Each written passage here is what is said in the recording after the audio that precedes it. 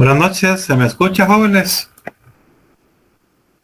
Buenas noches, licenciado. ¿Se escucha? Sí, se le escucha. Muy bien, bueno, vamos a empezar ahí con la clase esta noche. Licenciado.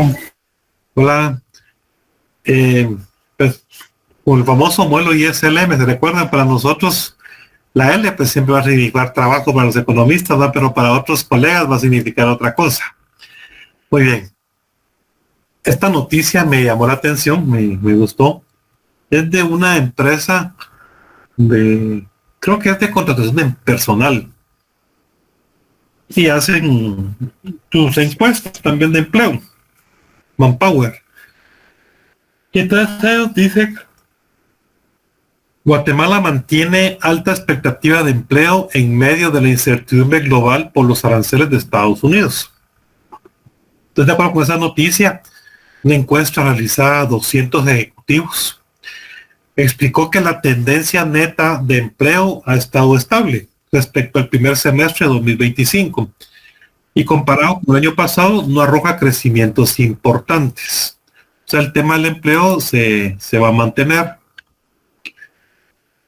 También dice de que se visualiza que las expectativas para el último trimestre podrían reflejar un decrecimiento de la previsión del PIB para Guatemala. Miren, la verdad es que no sé, ¿verdad? Pero yo no lo miro tan trágico que el PIB, la estimación del PIB vaya a disminuir para el último trimestre del 2025. Y Guatemala, ¿cómo se llama? Uno de los principales picos de la producción es el segundo semestre o el tercer trimestre del año, el cuarto trimestre del año. Son los periodos más importantes de la producción en nuestro país. Entonces yo no lo veo tan que eso se pueda dar. Me llama mucho la atención con relación al tema de empleo, que uno mira, por lo menos yo he visto en muchos lugares, tampoco estoy diciendo que sobreabunda, pero sí se mira un poco más en Guatemala que hay demanda de trabajo. Uno mira otros donde se está contratando. Yo lo miro a veces en carreteras, para gasolineras, para obras de construcción. Miro que hay demanda de trabajo. O sea, ofrecen plazas. Incluso hace algunos días miraba una noticia que me llamó mucho la atención con relación a los pilotos de camiones. Incluso un economista decía de que ahí lo ideal casi debería ser siempre en todos los mercados de trabajo la mano invisible de los clásicos, ¿verdad? Que toda oferta crea su demanda y que el mercado se autorregula. Porque con esa noticia decía de que en el año 2030, si no estoy mal, ya no iba a haber pilotos de camiones en Guatemala porque últimamente han estado muy escasos y entonces las empresas tienen que pagarles más para retenerlos o para que les hagan un trabajo. Y entonces mencionaba en esta columna, el economista decía, es una autorregulación del mercado que sí debería de ser también. Por lo tanto que es algo utópico, pero sí me llamó mucho la atención eso. Tampoco estoy diciendo que en Guatemala sobreabunda el empleo, pero sí se mira de que hay demanda, sí hay trabajo. No sé cómo lo que ustedes perciben de acuerdo a su entorno. No sé, que alguien quiere comentar algo con lo que percibe en su entorno de acuerdo con el empleo. Si hay trabajo. Fíjese, buenas noches, Lick. Hola. Respecto a su comentario, fíjese que lo que usted dice sí es cierto. Por al menos en el sector de zona 1, he visto que hay bastante ofertas laborales, pero en el sector más que todo de ropa y textiles. Pero hay un límite de edad porque la mayoría es de 18 a 23, máximo 25. Entonces hay límite de edad. Ok, muchas gracias, Magda, muy amable. Camilo, ¿alguien más tiene ahí? Augusto, Fidel también. Por favor, jóvenes, los escuchamos. Buenas noches, Click. Hola, Camilo. En mi caso, quería comentar acerca del... No te escuchamos bien, fíjate. No te escucho bien. De los call centers, lo que yo veo es... Camilo, fíjate que ustedes lo escuchan. No se escucha. No se escucha. Camilo, si quieres nos escribís, pero no se te escucha bien. Camilo. Ok, Lick. Ay, Gracias. ahora sí te escuchó. Que comentaba de que en el sector de los servicios, lo que hay mucho es compañías de programación que proveen ese servicio de programación para compañías externas. Hay demanda de trabajo, o sea, sí hay chance ahí. Sí, Lick, bastante. Ok, gracias, excelente. Augusto, Omar. ¿Qué tal, licenciado? Fíjese que respecto a este tema, yo tengo compañeros que son ingenieros en sistemas y ellos me comentan que, por ejemplo, ellos tienen bastantes cosas como maestrías y todo eso, preparación y tecnificación, ¿verdad? Que sí hay empleo en Guatemala, pero el empleo no es bien remunerado. A excepción de que usted hable inglés, pues tiene acceso a un empleo superior, pero de que hay empleo, ¿verdad? Y es lo mismo que dice Camilo, ¿verdad? Hay call centers aquí en Guatemala que están implementando esa situación de poder contratar programadores, pero se requiere inglés, ¿verdad? Pues sí, reconozco que sí hay empleo. Ok, gracias, Omar. Sí, licenciado, justamente en el sector de bancario. Estoy en el área de la comercialización, ¿verdad? Full ventas. Y le puedo decir que sí hay oferta laboral y sí está dispuesto a esta rama a pagar bien remuneradas las clases, pero el inconveniente es de que la juventud no tiene esa capacitación o formación, por ejemplo, en algo tan sencillo que son las ventas. Entonces, creo que eso es lo que limita mucho la situación de que sí hay oferta, pero a veces no se tienen las capacidades y va relacionado a lo que dieron los otros compañeros.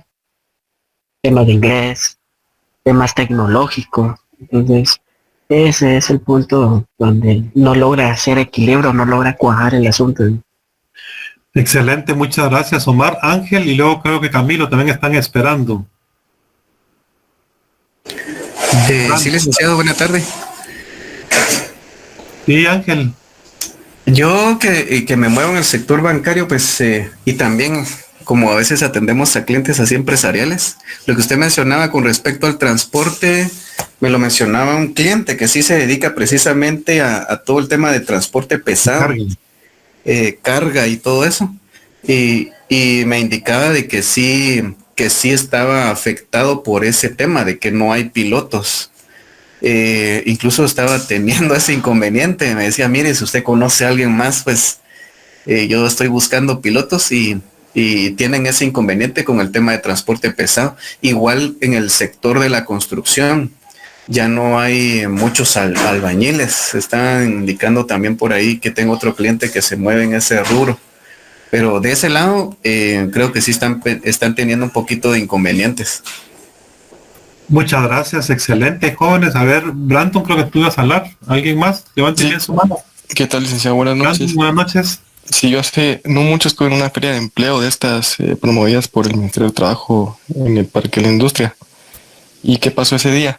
Si bien había mucha oferta laboral, había muchas oportunidades, el alcance no fue el mismo para todas las personas. ¿Por qué? Porque ese día a usted lo solicitaban llevar un QR en el cual tenía que estar ya registrado para poder aplicar a todas las plazas que ahí ofrecían. Entonces creo que en esa ocasión y muchas veces la oportunidad no es justa, no es igualitaria para todos por diferentes variables o condiciones que impactan a la hora de que uno quiere aplicar una plaza. Ok, gracias. ¿Y ese inconveniente del QR a qué se debería? ¿La gente no lo pudo descargar? ¿O ya? Sí, lo que pasaba es que no llegaban con esa información, sí, es que para usted ingresar al parque, en ese día tenía que ya llegar inscrito y tenía que llevar su QR, entonces con ese QR ya le daban acceso y ya podría también aplicar a las plazas que están ofreciendo. Entonces mucha gente me imagino que no se enteró, no se enteró por los medios digitales que tenían que hacer ese proceso y no pudieron aplicar a las plazas. Sí, fíjate que lo que menciona Brandon, fíjate que yo tenía un conocido de la SAT que me decía que no se puede en Guatemala sistematizar muchos procesos porque la gente no está familiarizada con las aplicaciones incluso de un teléfono. Pero ustedes que son jóvenes, están familiarizados y rápido descargan una aplicación, llenan un formulario, etcétera. pero hay mucha gente que solo sabe jugar, marcar el teléfono por una llamada o Facebook o alguna cosa, pero ya meterse a una aplicación, descargarla, llenar un formulario en una plataforma, le cuesta a mucha gente. Entonces me decía que es difícil. Gracias, Brandon. José Gómez, te escuchamos. ¿Qué tal, licenciado? Buenas noches. Realmente sí, las apreciaciones de mis compañeros son bastante acertadas. Yo personalmente pasé bastante tiempo sin un empleo, prácticamente sin la necesidad de buscarlo, ¿verdad? Pero la capacidad técnica que se requiere en algunos empleos es la que realmente hace falta en la mayoría de los sectores. Por ejemplo, yo tengo un hijo de 18 años y la parte más fácil para ese tipo, para los trabajos en esa edad, pues son los servicios, que generalmente son el sector de restaurantes de comida rápida. Ese es un sector que yo noté que es bastante dinámico, exacto, y acapara una buena cantidad de empleos, pero las condiciones son bastante exigentes, ¿verdad? Quizá esa es una parte en la que los jóvenes no tienen alguna capacidad para lograr un mejor empleo, que sería en este caso en el sector servicios de comida rápida. Y personalmente sí puedo asegurar que, como dijo Camilo, ¿verdad? La capacidad técnica, por ejemplo, el inglés, yo me esforcé un poco de manera personal para aprender inglés y realmente pues yo animo a los compañeros que puedan tal vez tomar esa iniciativa de manera personal. El inglés, yo con el tiempo que no estuve trabajando, apliqué a algunos empleos. El proceso generalmente en las empresas es un poco lento, pero en el área de los call centers de inglés es bastante rápido. Y la oportunidad ahí directamente en los call centers de inglés, al menos yo puedo hablar de mi experiencia, es bastante rápida la contratación. Y me parece pues una opción que también demanda bastante empleo, pero sin la capacidad del inglés es realmente difícil, ¿verdad? Y el salario obviamente es un poco mejor remunerado que en otro tipo de sectores. Excelente, pues muchas gracias por sus comentarios, jóvenes. Yo sí los incentivo a que estudien inglés. Hay facilidades, hay formas de hacerlo. Yo tengo un amigo que él sacó una maestría en Estados Unidos, una vez que se fue a estudiar a Estados Unidos, y él el inglés lo estudió en Calusac. A veces hacemos de menos a Calusac porque es barato, porque es popular, en fin, pero él puro inglés de Calusac para sacar su maestría a Estados Unidos. Pienso que depende mucho de la persona, del interés que le ponga. Es muy lento, sí. Y también otra de las cosas, también como dice Kenneth, es de que en Guatemala el inglés que a veces nos enseñan es muy gramatical. Y entonces, ¿cómo se llama? Yo aprendí más de español que cuando estudié inglés que lo que sabía de español de gramática. Porque a veces te ponen a explicarle a uno las cosas gramaticales en inglés. Entonces uno decía, eso es un gerundio.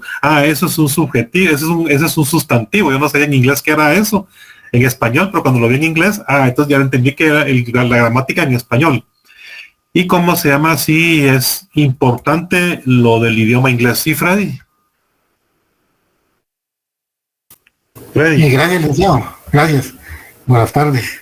Sí, licenciado, que con esto de los empleos del mercado laboral en Guatemala, yo en realidad que no me he enterado muy bien, digamos, cómo está en sí el mercado, pero en términos generales parece que sí hay demanda, ¿verdad? Una demanda un poco, digamos, aceptable. Lo único es que se ve que los mayores empleos son, digamos, tal vez técnicos y, digamos, empleos que no se requiere mucha especialización, por así decirlo, ¿verdad? Y en consecuencia también como estamos comentando ahí, los salarios pues rondan en lo mínimo o tal vez un poquito más, ¿verdad? Entonces, con la relación a los pilotos, desde el otro día sí yo vi un rótulo aquí cerca del del Cejusa, un rótulo ahí de una empresa que decía se necesitan pilotos y da la impresión de que rebajan los requisitos, ¿verdad? Porque decía que estaban requiriendo con licencia tipo B, ¿verdad? Y es para camiones de un tonelaje, digamos que supuestamente es tipo A. Sí, pues, ¿verdad? Entonces, y siguiendo, digamos, con este tema de los pilotos en la costa sur, por ejemplo, yo voy mucho por allá y se dice que también hay mucha escasez, digamos, cuando está la zafra, por ejemplo, ¿verdad? Que no hay, que se requieren muchos pilotos para los camiones. Y en esta pasada zafra hubo bastante déficit de eso. Y se decía que mucho se debe a que se fueron a Estados Unidos, ¿verdad? Buscando pues mejores salarios. Y entonces dejaron esas vacantes y entonces los ingenios se quedaron pues con esos sus problemas, ¿verdad? Esos son uno de esos, prácticamente son los, digamos, uno de los aspectos por los cuales este sector que prácticamente es especializado, ¿verdad? Porque manejar un trailer, ¿verdad? Eso es algo complicado. Tengo un amigo que es trailero y él me decía que él ya dejó de trabajar eso porque trabajaba mucho de noche y se enfermó. Y entonces lo están va a llamar, así como comentó un compañero ahí, ¿no? Lo están va a llamar para que regrese, pero él por la enfermedad no quiere, ¿verdad? Pero se debe a eso, ¿verdad? Y que hay mucha vacante en ese sector, ¿verdad?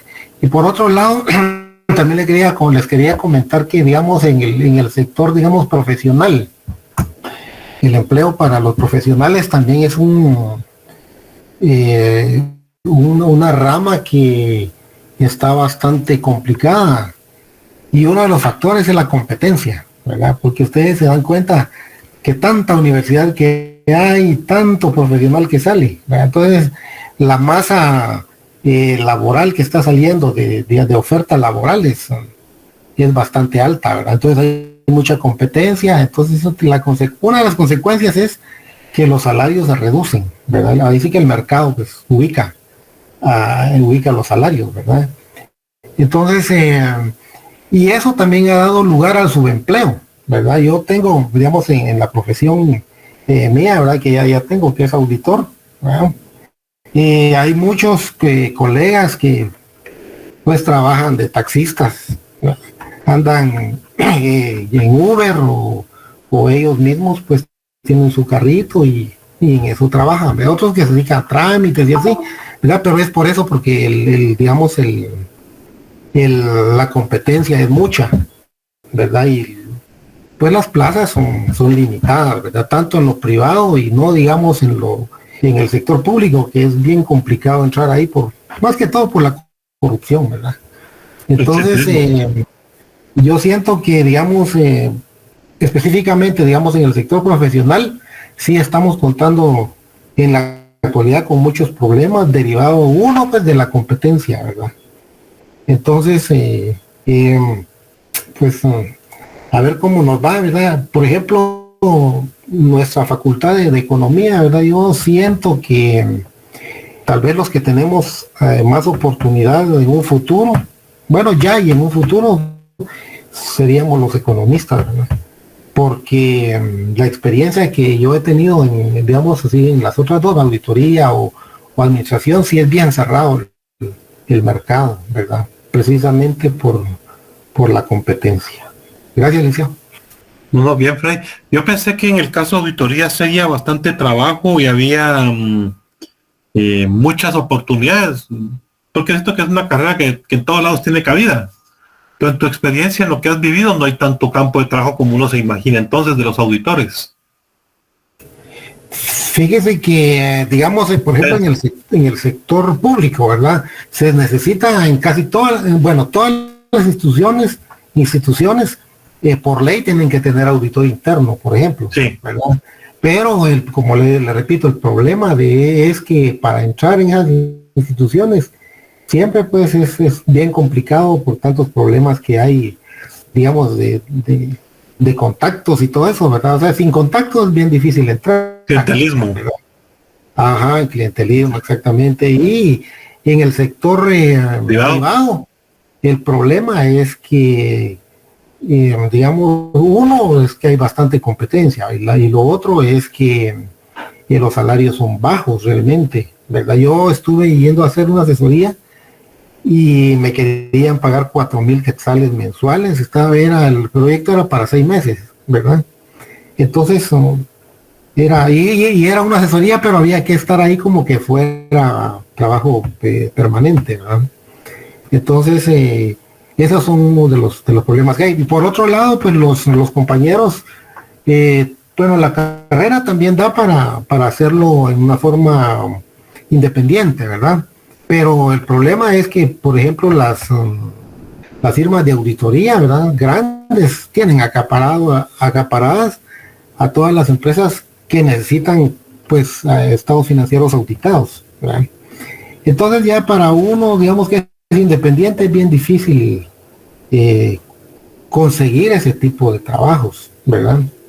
Pero, digamos, el auditor como fungiendo como contador, ¿verdad? Sí puede conseguir, por ejemplo, las contabilidades, que es a lo que más realmente nos dedicamos, ¿verdad? No tanto a la profesión de auditor. Tal vez es un poco más accesible en la cuestión de contabilidades, ¿verdad? Pero en sí, la profesión es bastante complicada, ¿verdad? Sí, no, bueno, no me imaginé, pero yo creo que estás en el mercado, ¿verdad? Sí, ha sido mi experiencia y como le comento también hemos platicado con otros compañeros, ¿verdad? Que están en la misma situación y realmente pues cuesta bastante conseguir, ¿verdad? Y la mayoría también busca en la Contraloría, ¿verdad? Que también es otro sector que utiliza mucho auditor, ¿verdad? Pero también el clientelismo, ¿verdad? Ok, gracias. Gracias, muy amables, excelente, jóvenes. Bueno, vamos a continuar. Vamos a ver, fíjense que la comprobación de lectura que se había programado para este jueves de manera virtual, yo no me acordaba. Esta semana, como nos tocó virtual, entonces la comprobación va a ser el próximo martes, ¿oyeron? Entonces los comento para que tomen nota, ya no este jueves 24, sino que va a ser hasta el martes 29.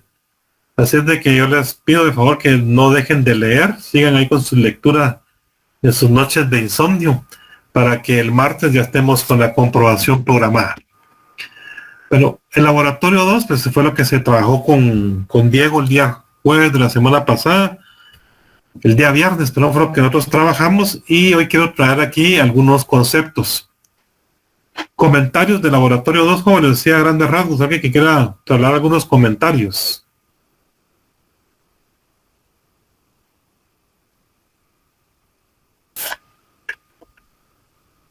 Un comentario del laboratorio 2, jóvenes. ¿Qué tal, Lick? No, Lick, ese día fue algo oscuro. ¿Por qué oscuro?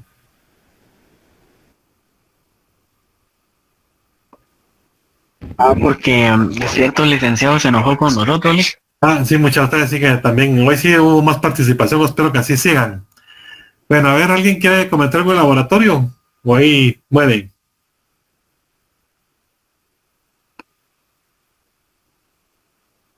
Pues yo solo le iba a decirle que la verdad es que no sé si sabía si había que calcular algo dentro de los números que usted colocó ahí, o simplemente era brindar un análisis que más o menos entendí con que las cifras. No era solo un análisis, una apreciación. Va, ahí estamos. Pues solo eso quería salir de dudas porque dije, a ver si se estuvo bien o mal. Gracias. No, solo era una apreciación. Bueno, hoy les voy a comentar algunas definiciones de economía para que ustedes también las empiecen a utilizar en su vocabulario. ¿Verdad, jóvenes? De que es importante también, como dice el dicho, no basta con serlo, también hay que parecerlo. Entonces, hoy les voy a comentar algunas definiciones de los ciclos económicos. Bueno, fíjense que tomé esta fotografía. Esta es una fotografía del PIB de Guatemala, la economía de nuestro país. Y empiezo este comentario con una pregunta.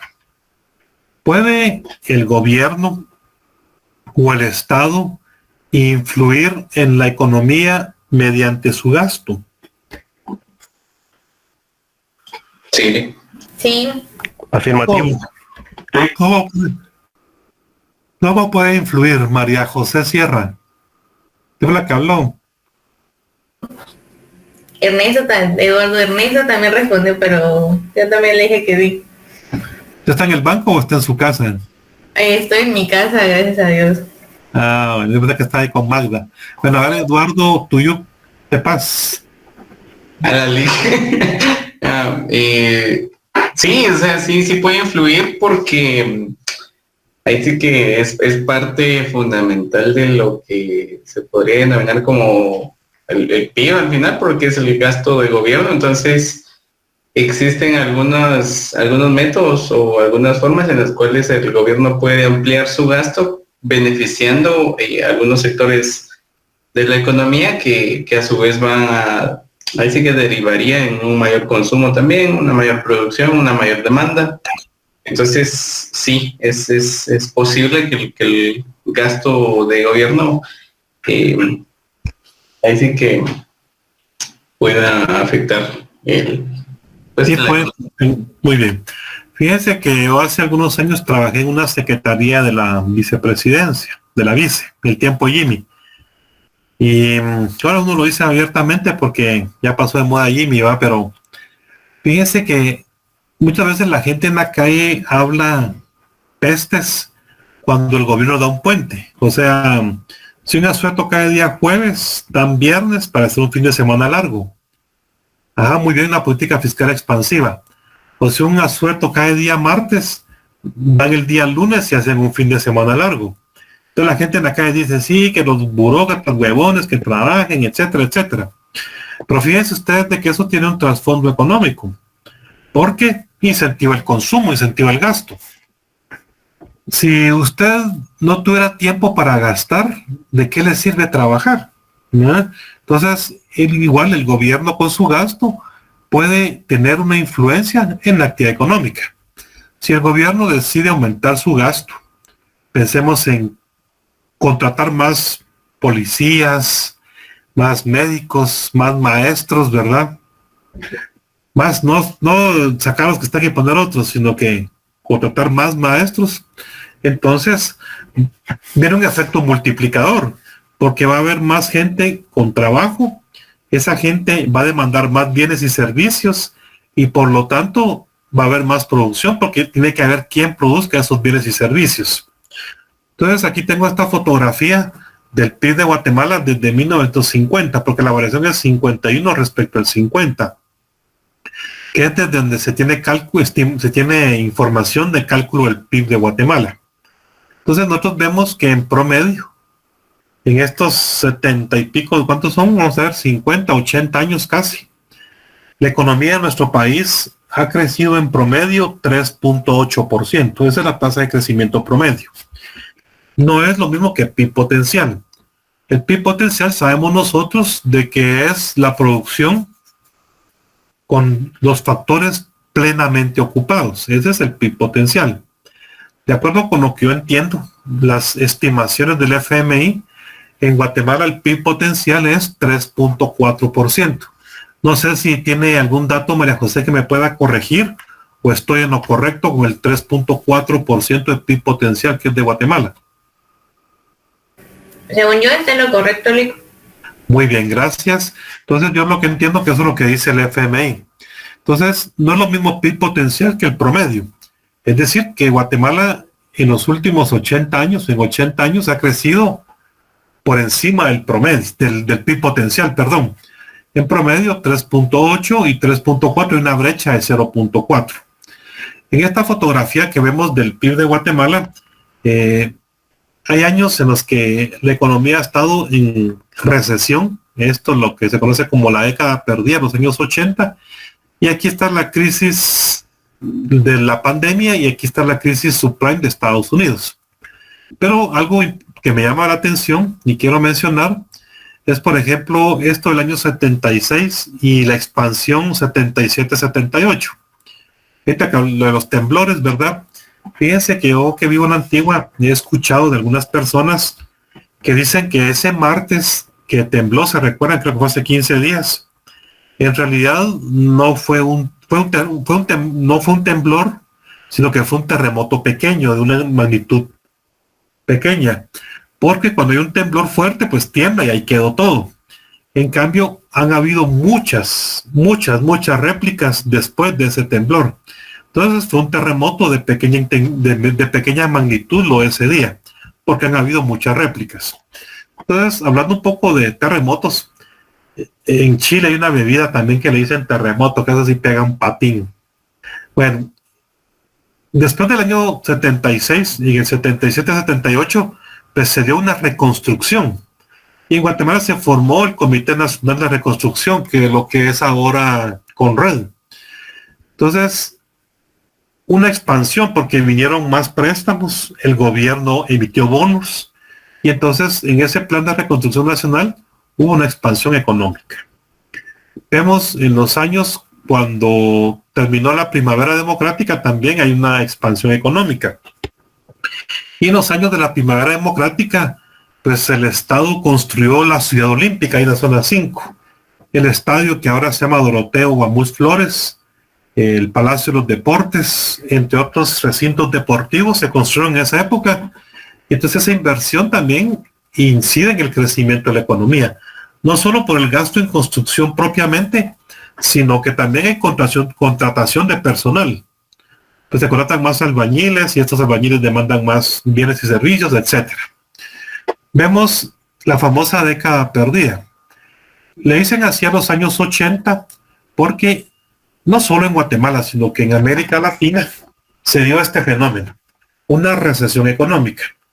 En el caso particular de Guatemala, pues estaba en su pleno apogeo el conflicto armado interno, el gobierno gastando en el ejército un gasto militar, eso ahuyentó las inversiones, disminuyó las exportaciones, había una política que se llamaba control de cambios, es decir, que el Banco Central limitaba la tenencia de divisas a las empresas y a las personas. Había escasez o casi no había en reservas monetarias internacionales. Entonces, a final del año de la década de los 80, en 1990, se dio la inflación más alta de Guatemala, 60% en junio del año 90. Entonces vemos nosotros que esta década fue muy complicada y para la economía, no digamos, aquí lo vemos ilustrado. En el año 83, si no estoy mal, también se creó el impuesto del IVA, que estaba en el gobierno de Ríos Montt, crearon el impuesto del IVA. En ese tiempo que estaba la telefonía Guatel, que era del Estado, pues de ahí salía para pagar la nómina del gobierno, porque en realidad había poca recaudación tributaria, no habían exportaciones, imagínense. Entonces crearon el IVA, no hay problemas muy serios. Y en el año 88 se dio la política de ajuste estructural. Vino el Fondo Monetario Internacional y convocó a todos los países de América Latina junto con el Banco Mundial y les dijo qué tenían que hacer para ajustar sus economías porque tenían problemas muy serios. Y alguien me decía recientemente de que quedaron dos cosas pendientes de las políticas de ajuste estructural, porque dentro de ellas estaba reducir el Estado. Ese era el mandato, esa era la consigna, reducir el Estado. Pero las dos cosas que quedaron pendientes, me decía alguien, es quitarle el aporte a la Universidad de San Carlos y unificar las clases pasivas. Es decir, de que ya no haya plan de prestaciones de la USAC, del Banco de Guatemala, el IPM, etcétera, sino que sea, ni el IX, sino que sea un solo régimen de clases pasivas. Y se da actualmente de que hay jubilados, hay gente que recibe jubilación del IX, del gobierno, a veces de la Universidad de San Carlos. Entonces, lo que pretendían esas políticas de ajuste estructural era hacer un solo sistema de prestaciones. En el año 88 que se dio las políticas de ajuste estructural y el famoso neoliberalismo, etcétera, entonces nosotros vemos que la economía de Guatemala, pues mal que bien, empezó a tener un mejor desempeño. En otro salón alguien decía, bueno, la famosa estabilidad macroeconómica, ¿de qué nos ha servido? Si actualmente pues, seguimos con los problemas de pobreza, desigualdad, hambre, etcétera. Es cierto. Sin embargo, en esta década de los años 80, pues aquí se ansiaba la estabilidad macroeconómica. porque habían desbarajustes en el tipo de cambio, se liberó el tipo de cambio. Antes del año 83, la economía de Guatemala estaba al 1 por 1 con el dólar, el quetzal respecto al dólar, la paridad era 1 por 1. Se liberó el tipo de cambio en el año 83, no habían reservas, recesión económica. Entonces en esta época se hablaba de estabilidad macroeconómica. Bueno, ahora ya se tiene la famosa y ansiada estabilidad macroeconómica de hace 40 años. Entonces ahora ya tenemos que apuntar a otro lado porque esto ya es una conquista. Vemos aquí esta caída, no es una recesión económica, esto es 2008-2009, la crisis subprime. En Estados Unidos traemos nosotros de que se dio una crisis, ¿sí, María José? Y que es que me surgió una duda con lo que dijo de que, no me recuerdo en qué año dijo, pero de que en su momento habían como planteado la posibilidad de que no tuviera su propio plan de prestaciones, por ejemplo el Vanguard, la USAC, sino que fuera uno solo. Así funciona Costa Rica, ¿no? Sí, casi todo el mundo así funciona. Chile, México, Costa Rica, así funciona. Hay un solo plan de prestaciones y eso abarca a todos los empleados. Pero digamos, pero es un solo fondo, pero con varias instituciones. Exacto. Y yo decido con qué institución voy a cotizar mi fondo de pensión, digamos. No, vamos, en esos países es uno solo. Lo que pasa es de que lo que le dan a usted de jubilación está en función de sus aportes. Sí. Pero es un solo. O sea, es un solo régimen de clases pasivas. Al final, esos son regímenes de clases pasivas. Y en otros países está unificado. O sea, no hay plan de prestaciones del Ejército, del Banco Guatemala, del IX, de la Universidad de San Carlos, sino que está en uno solo todo. Y entonces hay diferentes tablas o escalas. Y es de acuerdo a los aportes que hizo usted.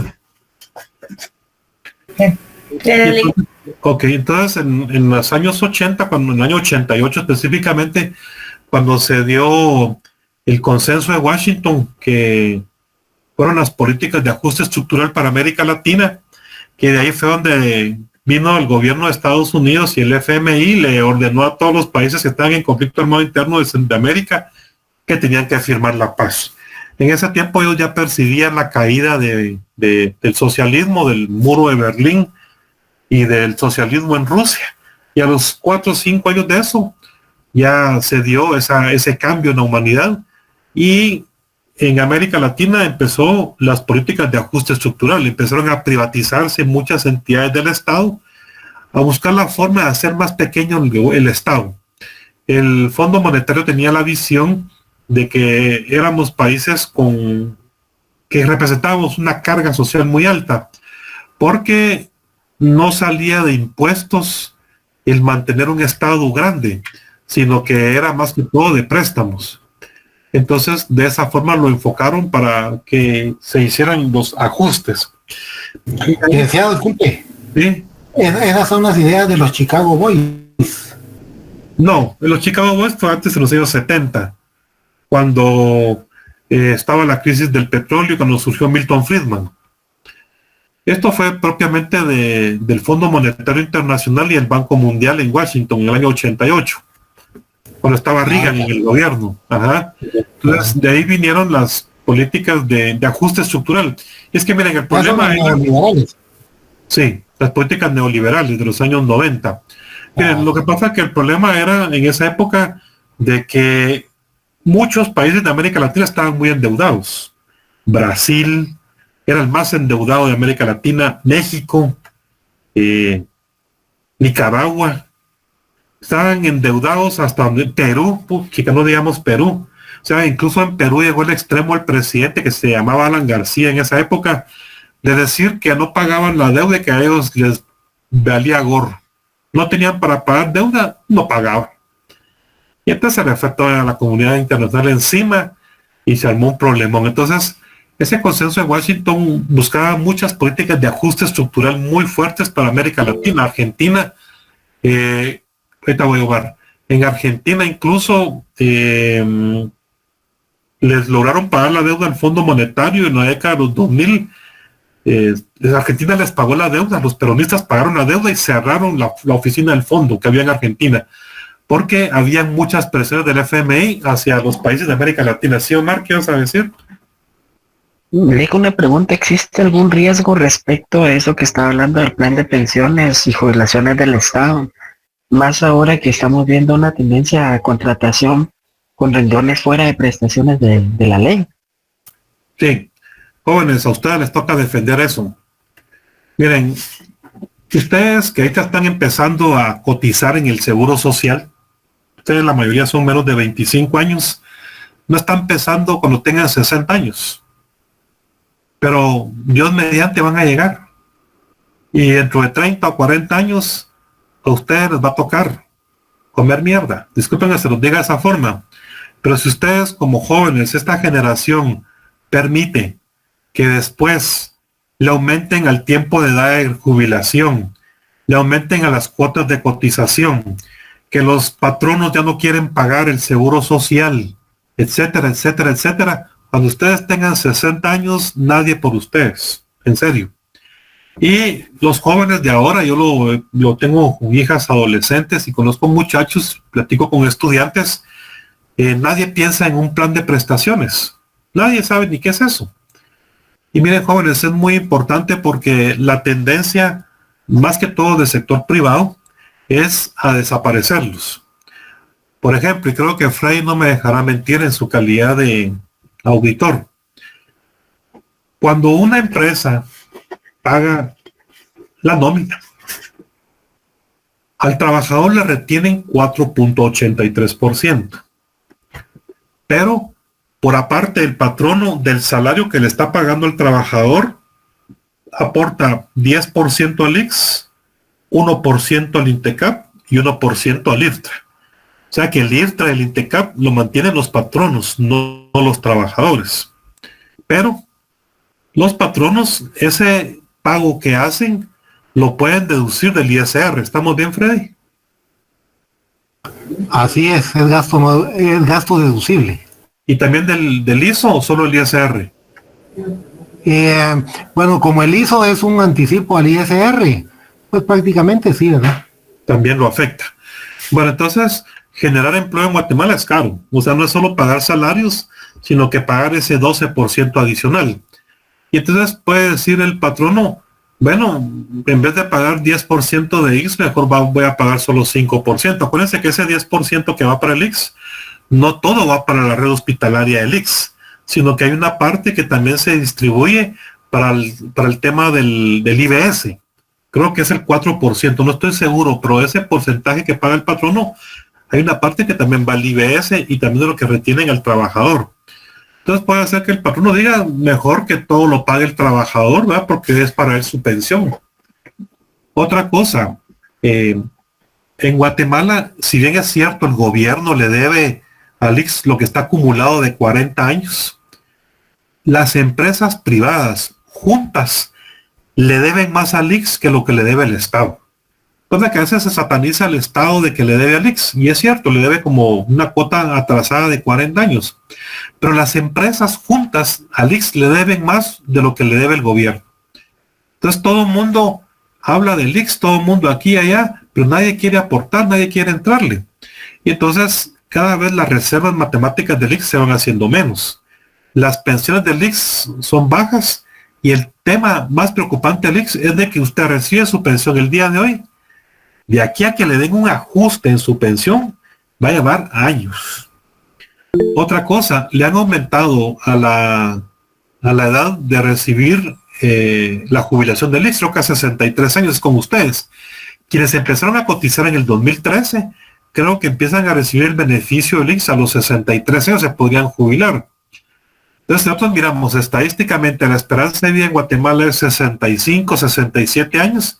Si le siguen subiendo a la edad de jubilación del IX, estadísticamente vamos a estar muertos. También lo de los planes de pensiones en el gobierno de Álvaro Colón, con esta señora Sandrita, que es el puro demonio, con respeto de quienes la admiran. Ella le va a ganar a los planes de pensiones, porque en Guatemala ha existido la inclinación del sector privado de unificar los planes de pensión y lo venden con el dulcito diciendo de que van a ser mejores las pensiones. Pero jóvenes, el patrono cada vez quiere menos cargas. Entonces, dice, bueno, mejor que hayan planes de pensión privados. Y ahorita creo que hay un banco, el Sistema Grande, que ellos están promoviendo los planes de pensiones. Y las empresas es lo que quieren. Bueno, si el trabajador quiere pensión de por vida, que la pague él desde que es joven, que pase 30 años pagando un plan de prestaciones privado y que le dé sus jubilaciones esa entidad financiera.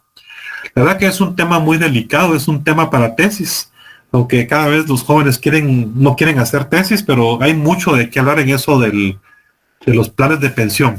Pero sí es un deseo, un mal deseo del sector privado organizado en el país de que ya no hayan planes de pensiones, porque como se llama, representan una carga para ellos. Y si ustedes, la generación de ustedes, permite de que desaparezcan esos planes de pensión, específicamente el IBS del IX, cuando lleguen a 60 años lo van a lamentar, porque no va a haber quien por ustedes. Entonces, disculpe que me ha extendido un poco en el tema, pero sí es bastante complejo y delicado para las generaciones que vienen como ustedes y mis hijos. Bueno, perdón que me haya extendido un poco en el tema. Esta información del 3.8 es una proyección del Fondo Monetario Internacional para el año 2030. En realidad Guatemala va a crecer en su promedio durante los próximos años. Entonces, ¿es una condición para el desarrollo, el crecimiento económico? Sí, pero no es que todo el mundo se beneficie. Porque del crecimiento económico, si ustedes miran aquí, que en promedio ha crecido la economía 3.8%, en realidad no se ha traducido eso en desarrollo para nuestro país. Somos un país con alta concentración de riqueza. Y entonces, ese 3.8, esos periodos de bonanza económica, pues no nos hemos beneficiado todos. Muy bien, aquí tengo algunas definiciones de economía que quiero que platiquemos. Entonces, para empezar, ¿qué es economía, jóvenes? ¿Alguien que me pueda decir qué es economía?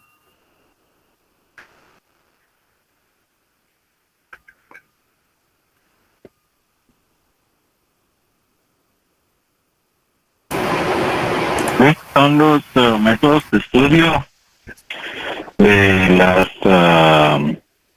los recursos y las necesidades humanas. Muy bien, gracias Camilo. A ver, alguien más, ustedes que están a punto de ser economistas, alguien que me dé su definición de economía. Ya Camilo nos dio una, a ver ustedes, los demás, ¿qué? Buenas noches, Elec. Buenas noches, Kenneth. Pues bueno, para mí la economía es básicamente la ciencia que estudia cómo las personas, las empresas y los gobiernos toman decisiones para administrar los recursos que en su mayoría son limitados. Es decir, cómo se produce, cómo se va a distribuir, cuándo a consumir, cómo se va a consumir, etcétera.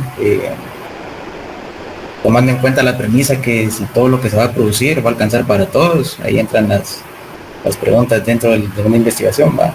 ¿Qué vamos a producir? ¿Cómo vamos a producir? ¿Para quiénes vamos a producir? Entonces, la economía no solamente se va a enfocar en temas de dinero, sino que también abarca en gran manera la toma de decisiones como población. Muy bien, gracias Kenneth, excelente. ¿Alguien más que nos dé su definición de economía? Y si no, pues seguimos con la clase.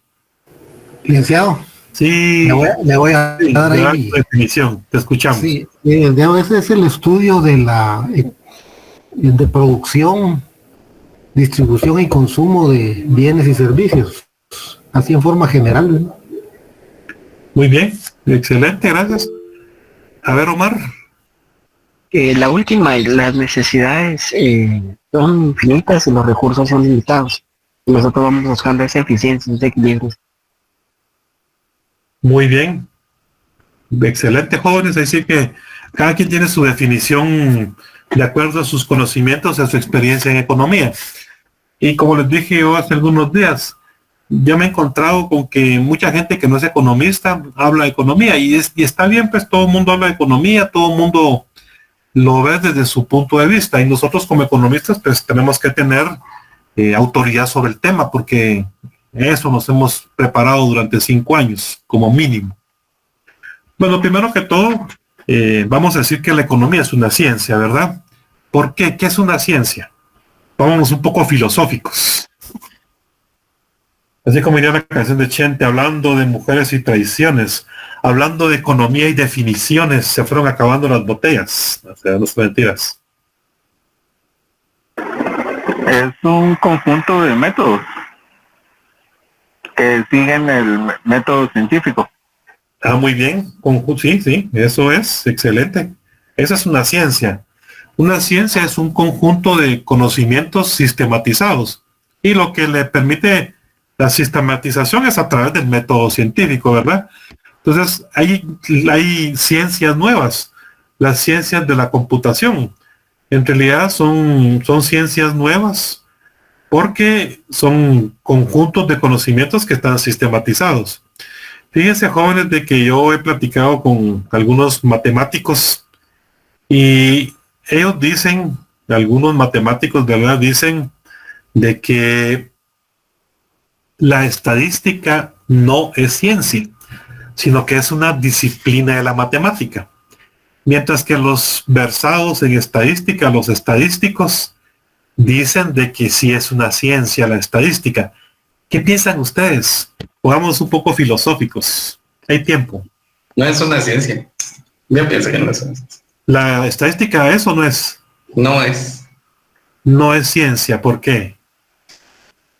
Lo que sucede es que sí se apoya de teoremas matemáticos y sí tiene algunas metodologías, pero como al final siempre existen márgenes de errores bastante significativos, entonces pensaría yo que es bastante subjetivo.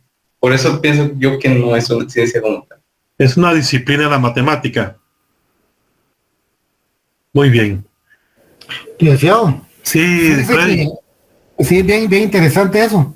Pero digamos, desde mi punto de vista, bueno, es un poquito difícil separarlo, ¿verdad? Y tal vez hay que leer más, pero creo que sí es una ciencia, porque a mi modo de ver, es algo especializado, es un campo especializado, ¿verdad?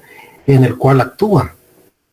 O sea, tiene métodos propios, cómo desarrollar todos los procedimientos necesarios para llegar a las conclusiones que se llega cuando se aplica la estadística, y se aplica a distintos campos, ¿verdad? Se puede, o sea, prácticamente se puede aplicar a todos los campos de las demás ciencias, ¿verdad? Entonces es algo especializado y por este punto considero que sí es una ciencia que va muy de la mano con la matemática, ¿verdad? Y puede ir también muy de la mano con otra ciencia, ¿verdad? Pero es muy particular, ¿verdad? Muy bien, gracias. A ver, Omar y Magda. Sí, lo que pasa es de que mi perspectiva con respecto a la ciencia es el objetivo como tal lo que engloba esa sistematización de conocimientos. Por ejemplo, la ciencia económica engloba todos los conocimientos económicos que nosotros pues llevamos descubriendo a través de doctrinas, estadística justamente. La matemática como tal también tiene un englobo de conocimientos directamente de la ciencia matemática y así sucesivamente. Entonces, ahí es donde me cuesta encasillar a la estadística como una ciencia como tal, porque su orden de conocimientos es auxiliar.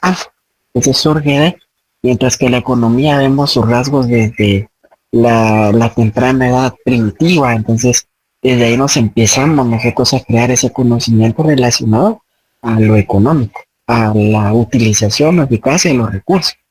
Pero la estadística no tiene ese fin, por eso como tal, desde mi punto de vista no es una ciencia. Ok, gracias Omar. Y a ver, Magda.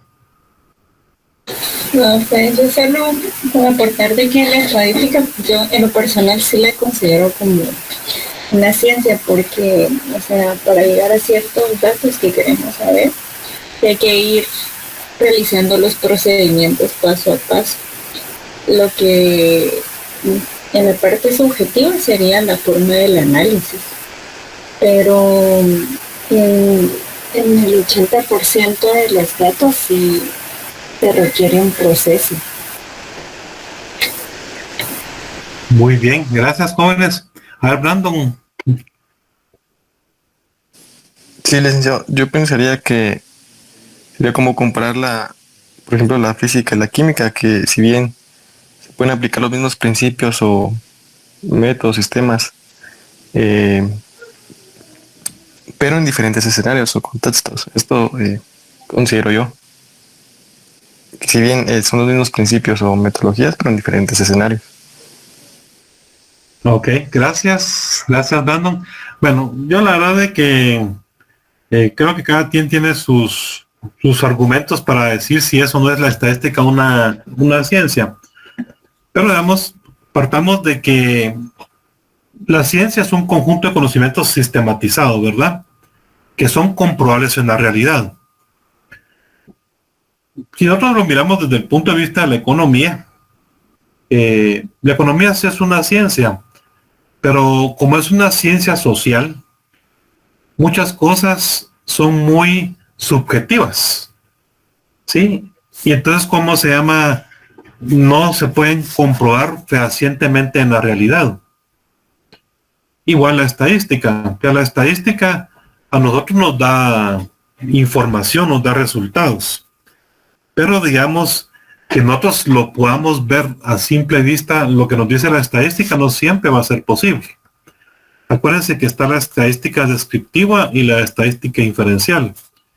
Y en el caso de la estadística descriptiva es la que ordena los datos. Y la inferencial es la que nos permite hacer análisis. Y cómo se llama, métodos de ordenamiento de datos, hay muy diversos y complejos. Entonces yo siento que por ahí va la parte donde algunos dudan si eso no es ciencia, la estadística, pero bueno, ahí sí que quería filosofar un poco con ustedes. Lo que quiero aquí en la clase esta noche que hablemos es de economía. Y primero que todo vamos a decir que la economía es una ciencia social. No es una ciencia humanística como la medicina, ni tampoco es una ciencia exacta como la matemática, sino que es una ciencia social. Estudia las elecciones que toman las personas, las empresas, los gobiernos y la sociedad para encarar el problema principal de la economía. El problema que la economía siempre busca resolver es la escasez. Yo nunca he escuchado que alguien diga que los recursos son abundantes. Siempre encontramos el problema de la escasez. Y en función de resolver el problema de la escasez, pues la economía tiene muchas técnicas, muchos métodos, en fin, para resolver ese problema. Y creo que a eso nos enfocamos nosotros, para resolver el problema de la escasez. Entonces, primero, la ciencia es un conjunto de conocimientos sistemáticamente organizados, comprobables en la realidad y tiene leyes, principios y categorías propios. Esto es muy importante porque nosotros estamos hablando de que tiene cosas que la distinguen de las demás. Entonces, primero hablemos de leyes de la economía. Yo aquí menciono la ley de la demanda, la ley de la oferta, la ley de Ockham. Fíjense que yo trabajé en el curso de microeconomía más o menos 11 años, ahí en la Mariano Gálvez. Y fíjense que a mí me gusta, ahora ya no tanto, porque ahora son en PDF y se pueden conseguir más fácilmente, pero siempre me gustó, cuando tenía un poco de tiempo y algo de plata en la bolsa, en la zona 1, visitar ventas de libros usados. Se conseguían muy buenos libros. Entonces compré algunos libros de micro. Y fíjense que hay un autor, me gustaba mucho porque él decía de que no hay ley de oferta. La ley de la demanda sí existe, es una ley económica, y la ley de oferta no. Y entonces él decía de que en la ley de la demanda dice de que hay una relación inversa entre precio y cantidad demandada. Aumenta el precio, disminuye la cantidad demandada. Baja el precio, sube la cantidad demandada. Aumenta el precio, baja la cantidad demandada. Baja el precio, aumenta la cantidad demandada. En el caso de la oferta es, aumenta el precio, aumenta la cantidad ofrecida. Baja el precio, baja la cantidad ofrecida. Ahora bien, este autor decía de que en el caso de la ley de oferta no es ley, porque si bien es cierto, aumenta el precio, aumenta la cantidad ofrecida, hay un momento en el que el mercado se satura de oferentes, porque está subiendo el precio. Entonces, diríamos en buen chapima, entonces toda la mara empieza a vender eso, ¿verdad? Como están aumentando el precio, pues no sé, de las motos, entonces prolifera la venta de motos.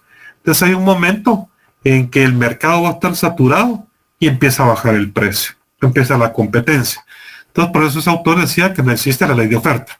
También es discutible, jóvenes, no es algo que esté grabado en piedra. Y en el caso de la ley de Ockham, que es una ley económica, está relacionada con el PIB. Pero yo me recuerdo que esa ley dice que aumenta 3% el empleo, aumenta 1% el PIB. Y viceversa, baja 3% el empleo, baja 1% el PIB. Entonces son leyes económicas. Principios económicos. Bueno, está el principio de racionalidad económica. Dice que toda persona, todo individuo, siempre tratará de utilizar sus recursos escasos de manera racional e eficiente, con el fin de maximizar o optimizar la satisfacción de sus necesidades. Y creo que es lo que hacemos nosotros todos los días. Siempre, pues nuestros recursos son escasos, nunca vamos a tener recursos abundantes. Entonces en la mañana vamos en nuestro medio de transporte, bus, carro, camión o bicicleta o moto, pensando, bueno, aquí tengo tanto para el almuerzo, tanto para la gasolina, para un bichicle. Entonces uno pues siempre va buscando la forma de hacerlo pues más eficiente su gasto. Por supuesto que siempre hay algunos sobresaltos y algún frenesí en los centros comerciales. Entonces ahí viene la publicidad que nos dice que te lo mereces. Si tú siempre lo deseaste, te lo mereces, para eso trabajas. Y categorías económicas son palabras propias de una ciencia. Entonces nosotros decimos valor, pues es una palabra propiamente de la economía. Y Marx decía que valor, o sea, un bien vale por el trabajo incorporado. Mientras que los clásicos decían que un bien tiene valor por su escasez. Hay otras categorías económicas, menciónenme otras que son palabras propias de la economía, como cuáles me pueden mencionar, que si uno las dice está hablando de economía.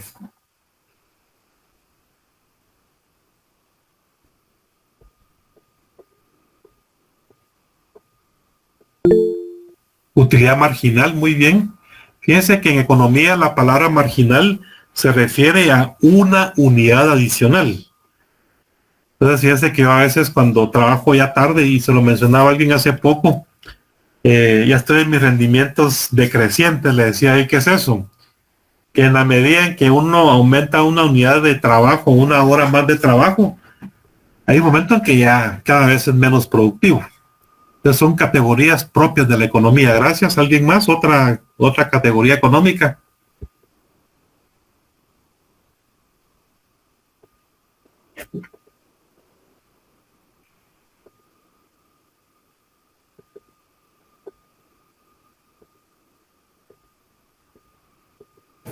¿Ves que ahí podría entrar también el valor de uso y el valor de cambio? Sí, valor de uso, valor de cambio. ¿Se recuerdan eso? Pura economía política. Muy bien, Freddy. Valor de uso y valor de cambio. ¿Alguien más iba a decir algo? Escuché una voz que se apagó.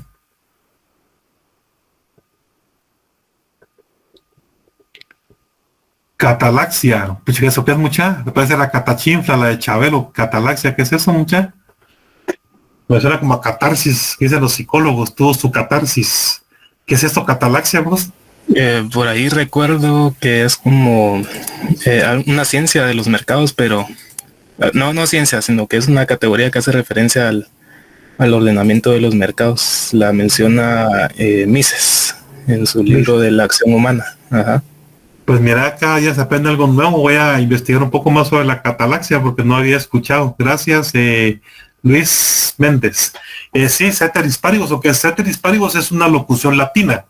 O sea, es una palabra en latín que quiere decir mientras todo permanezca constante.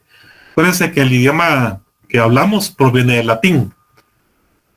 Muy bien, a ver nuestra bandera, Katie Valesca Miss Urrutia. ¿Está por ahí? No. Aquí estoy, Lick.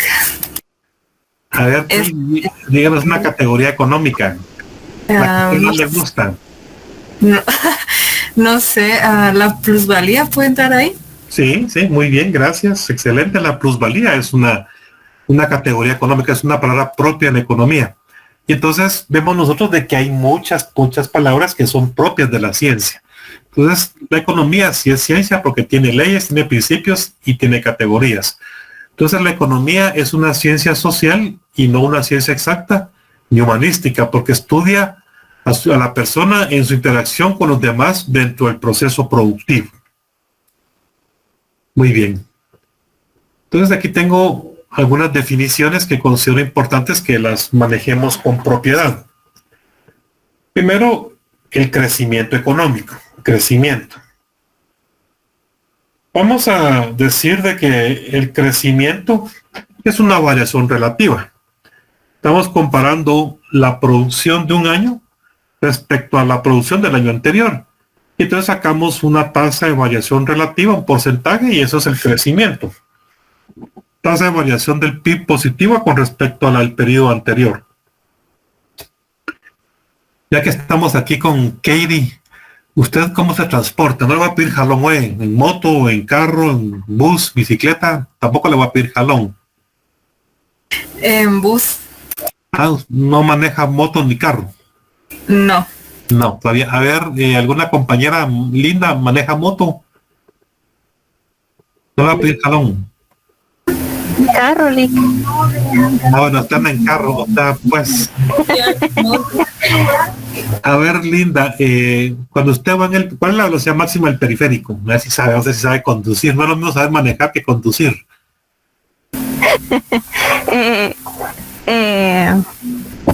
Bueno, es que ahorita actualmente estoy trabajando en San José Villanueva.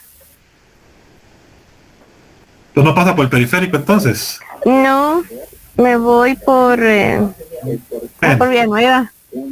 Depende si no hay o no hay retén, dice Omar. No, miren, muy bien, Javier, así es. La velocidad máxima en el periférico es 70. Entonces, por ejemplo, si usted va a 70 y a lo lejos mira que se atraviesa un camión, baja la velocidad a 50. Y el vehículo se mantiene en movimiento, ¿verdad? Entonces, eso es una desaceleración. Entonces, en el caso de la economía, es una tasa de crecimiento del PIB, pero menor a la del periodo anterior. Entonces, si la economía el año anterior creció 3.8 y el siguiente 3.7 o 3.5, esa es una desaceleración. ¿Hay producción? Sí. ¿Hay crecimiento económico? Sí. Pero cuando comparamos la tasa de variación es menor. Recesión. Lo aclaro porque fíjense que muchas veces incluso la prensa lo presenta como sinónimos la recesión y la desaceleración. Y son diferentes. Una recesión es periodo de baja significativa en el PIB, ingreso y empleo totales que suelen durar 6 meses o un año y que está marcado por extensas contracciones en muchos casos, en muchos sectores de la economía. Una recesión es cuando la tasa de variación es negativa. Repito, una recesión cuando la tasa de variación es negativa. Entonces, algunos autores dicen una recesión económica es cuando el PIB trimestral durante 2 trimestres consecutivos es negativo. Y hay quienes dicen que cuando el PIB anual es negativo es recesión. Al final de cuentas, aquí lo que interesa es que cuando la tasa de variación del PIB es negativa, ahí ya estamos hablando de una recesión económica. Y depresión, no es la que le entra a algunos de ustedes, o nos ha entrado porque todos hemos sufrido de amor. Una catarsis voy a tener aquí, ¿verdad?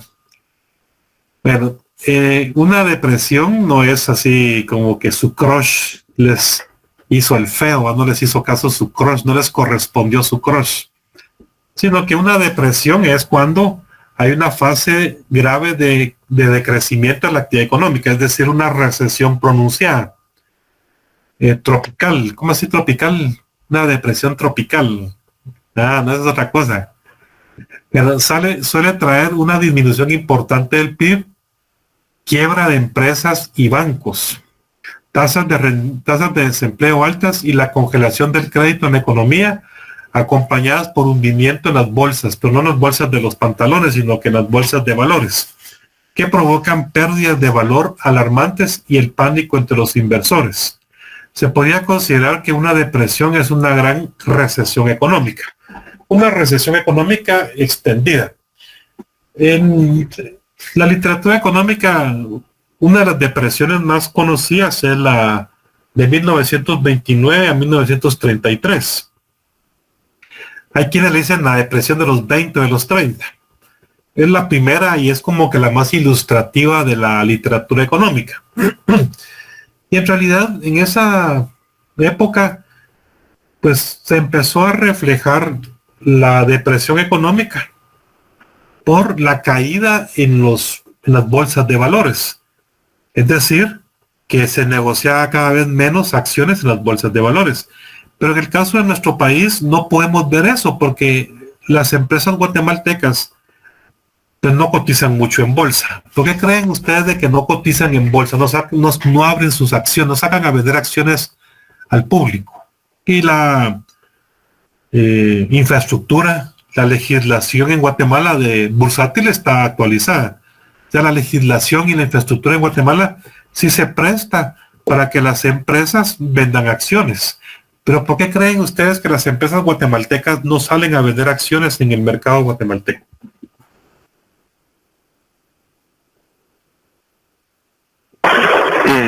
Imagino que hay dos razones. Una es porque el mercado de capital de riesgo es muy pequeño en Guatemala, y dos, porque no quieren llenar los requerimientos necesarios para que una empresa sea pública. Es más fácil manejar una empresa cuando es privada. Muy bien, en pocas palabras, son muy conservadoras.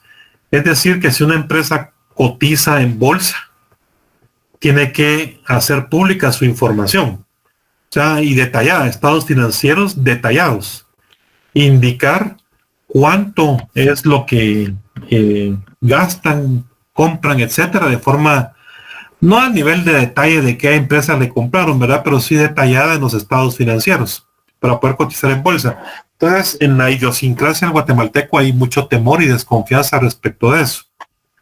Dicen los financieros que el valor de una empresa se mide en función del precio de sus acciones. Pero si aquí en Guatemala una empresa no cotiza en bolsa, entonces yo no puedo definir si está bien posicionada o no, si es cara o no por sus acciones. En el caso del tema que estamos ahorita hablando de la depresión económica, en Estados Unidos se empezó a ver que en su momento, desde el 29 al 33, que las bolsas de valores estaban cayendo. Es decir, de que los precios de las acciones de las empresas eran menores. ¿Pero por qué? Porque estaban teniendo pérdidas. Y entonces eso se contagió al resto del mundo. La última crisis más conocida en la literatura económica y que ya es una depresión económica fue la del 2008-2009, la crisis subprime, que es la que nosotros tenemos como que pudimos haber vivido. Esta crisis subprime se originó cuando las Torres Gemelas del año 2001. ¿Cómo está todo relacionado?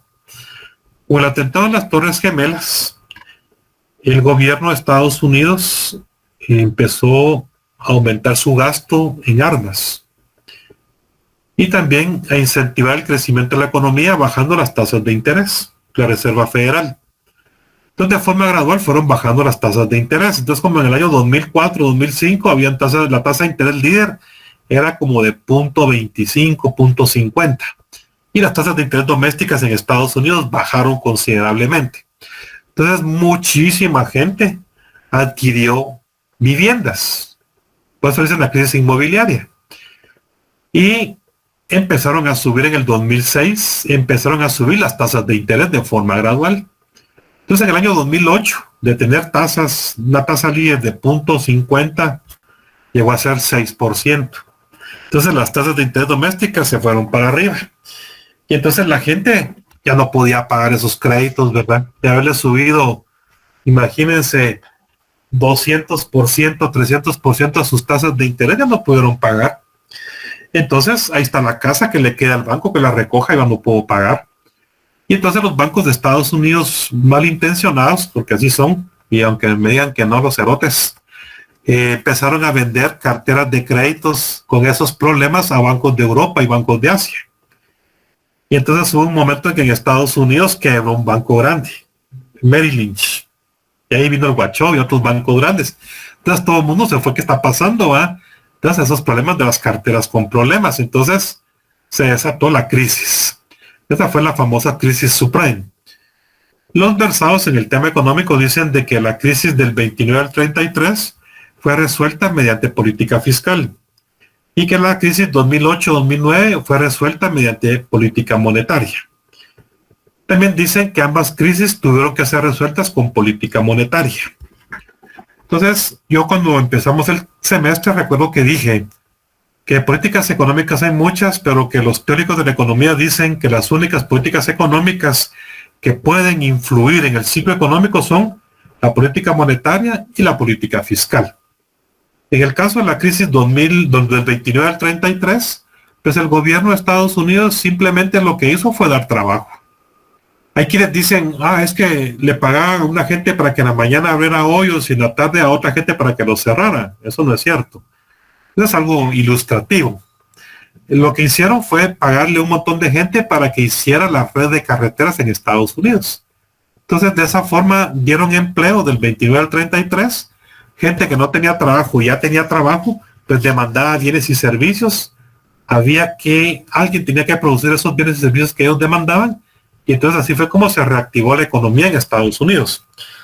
Al haber mucha gente con trabajo consumiendo, entonces ya aumentaron las importaciones y los países les empezaron a exportar más a Estados Unidos. Política keynesiana, muy bien, Freddy. La crisis del 2008-2009 fue resuelta mediante política monetaria, porque el gobierno de Estados Unidos lo que hizo fue comprarle papeles a los bancos. Los bancos tenían un montón de, vamos a ver cómo fue. La Reserva Federal y el gobierno de Estados Unidos a los bancos del sistema le empezaron a dar dinero y a comprarles papeles, bonos, pagarés, le empezaron a comprar papeles y les dieron dinero. Y entonces, los bancos ya tenían disponibilidad de dinero y ya podían colocar esa plata y después le fueron pagando al Banco Central. Fue manejada la crisis 2008-2009 con política monetaria. Por supuesto que ahorita suena así bonito, sencillo y fácil, pero fueron momentos pero muy, muy críticos en Estados Unidos en la crisis 2008-2009. Y eso les llevó aproximadamente 5 años en recuperarse. Y uno de los costos, porque la economía va amarrada, está íntimamente ligada con otras ciencias como la política. Entonces estaba Barack Obama de presidente en Estados Unidos, y él fue el que vivió esa crisis 2008-2009, y después fue que ganó Donald Trump. Creo que el pueblo de Estados Unidos, a los demócratas les pasaron la factura de esa crisis. Y así suele pasar con muchos países. Las crisis políticas, o las crisis económicas, pues la población los castiga de forma política. Tenemos en el caso de México el efecto tequila, que fue la crisis del año 88. Vamos a ver. El efecto tequila, sí, fue la crisis del año 88. El gobierno de México estaba el PRI con Salinas de Gortari y ellos habían ganado esa elección mediante un fraude. Y está ahora demostrado que fue un fraude el que ellos habían hecho. Luego llegó un doctor en economía del Fondo Monetario Internacional que se llama Ernesto Zedillo, que fue el presidente de México después de la crisis del tequila, y a él le tocó resolver esa crisis. Pero resolver esa crisis implicó recorte del gasto de gobierno. Y entonces ahí terminó un periodo de 70 años que había estado el PRI en México en el gobierno con Ernesto Zedillo, que fue el que resolvió la crisis, que fue el que levantó la economía mexicana, pero la gente lo castigó con el voto. Y ahí terminó la era del PRI en México. Muy bien. Y las últimas definiciones que tengo aquí, que van a ser las 8:30. Una estanflación es la coexistencia de inflación con desempleo. Cuando nosotros vemos la curva de Phillips, se pone que eso es en el corto plazo. Si aumenta el desempleo, caen los precios, es decir, baja la inflación. Y si el empleo aumenta, también suben los precios. Entonces, esta inflación es algo contrario. Es decir, de que cae la economía, se estanca la economía y suben los precios. Y ese término fue acuñado en la década de los 70 con la crisis del petróleo. De costar $4 un barril de petróleo en el 72, llegó a costar en el 73 $16. O sea, se cuadruplicó el precio del petróleo y la economía estaba cayendo.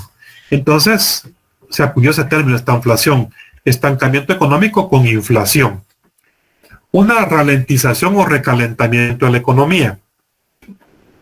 Cuando está la economía creciendo a un promedio, pensemos un 8-10%, y luego empieza a crecer menos y cada vez menos, de 8 empieza a caer a 6, a 4, a 1%.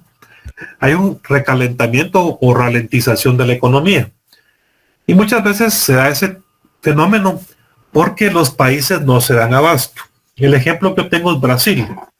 En el año 2004-2005, Brasil tenía una tasa, igual le pasó a China, tasas de crecimiento del 10-12%. Entonces, ante esa tasa de crecimiento, pues hay un momento en que los puertos, los aeropuertos, las líneas férreas no se dan abasto. Y entonces hay un colapso. Y las empresas empiezan a quedar mal con las entregas. Y bueno, en el resto de países, bueno, ¿qué está pasando? Entonces empiezan a comprarles menos cada vez por esos mismos atrasos. Es como cuando ustedes miran un negocio en una colonia, va a una panadería nueva que tiene un pan de calidad y muy sabroso y todo el mundo va a comprar ahí. Pues hay un momento en que la panadería no se da abasto y empieza a quedar mal, ¿verdad? Que se quemó el pan, que está crudo, que no me dieron cabal, que se huevearon empiezan todos los problemas, entonces la panadería empieza a producir menos y cada vez menos. Entonces eso es una ralentización o recalentamiento cuando se da en una economía. Y la resiliencia económica, un término de moda en los últimos años, también lo usan los psicólogos, que es una resistencia al cambio o es una adaptación también. Capacidad económica que le permite a una economía resistirse o adaptarse ante las fuerzas del cambio. Es la capacidad que tenemos de adaptarnos al cambio, la cual se refleja en una trayectoria de crecimiento, tendencia estable y positiva, cuya pendiente no se ve alterada significativamente después de la presencia de los efectos o un shock económico. Entonces es la capacidad de adaptarse a los cambios. Eso es una resiliencia. En economía también lo utilizamos. Es la capacidad que tiene una economía de adaptarse a las nuevas épocas, a los vientos del exterior. Bueno, ya tengo las 8:30. No sé si tienen alguna inquietud, alguna duda, jóvenes. A ver, Freddy. El licenciado, con respecto a la estanflación, la teoría keynesiana nos dice que no puede existir desempleo con inflación, ¿verdad? O sea, son dos cosas contrarias, ¿verdad? Existe una y no existe la otra, ¿verdad? Pero, sin embargo, como usted bien dice, en los 70 sí se dio ese fenómeno. Exacto, y ahí se acuñó el término, con la crisis del petróleo. Sí, eso. Entonces, parece que lo que se dice es que se debió no al momento económico en sí que se estaba viviendo, sino que a un aumento de costos, ¿verdad? En este caso, pues costos de petróleo, ¿verdad? Y se debió a aspectos políticos. La coyuntura política. Fueron decisiones que tomó la gente del Medio Oriente, ¿verdad? Que Irán y todos estos que producen el petróleo, ¿verdad? Para modificar los precios, pero era por cuestiones políticas, ¿verdad? Pero en sí se dio por el asunto de costos, ¿verdad? Así es, sí, miren, como les dije yo, en la curva de Phillips se analiza la inflación o el desempleo, pero es en el corto plazo. En el corto plazo. Muy bien, gracias Freddy, ¿alguna otra inquietud? Bueno, si no, nos vemos. Muy interesante la clase, gracias. Excelente, muchas gracias, jóvenes, que uno que les gustó. Los vemos virtualmente el jueves y el próximo martes, que va a ser presencial, va a ser la comprobación de lectura. Agradezco mucho su atención, su participación